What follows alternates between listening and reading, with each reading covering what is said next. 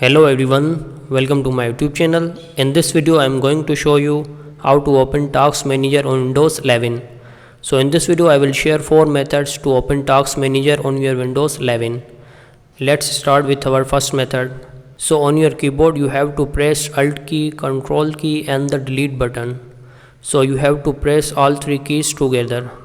So now press all 3 keys Alt, Control and delete. And now this will open this kind of window. Now use your cursor and click on Task Manager.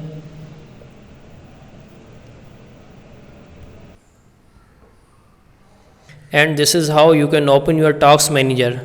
So this is your first method. Close this window. Now move to the second method. So now on your keyboard you have to press Control key, Shift key and Escape key. So you have to press all the 3 keys on your keyboard and this will open the Task Manager. So this is your second method. Close this window. Now move on the third method. In this method first right click on your taskbar and this will show you the option of Task Manager.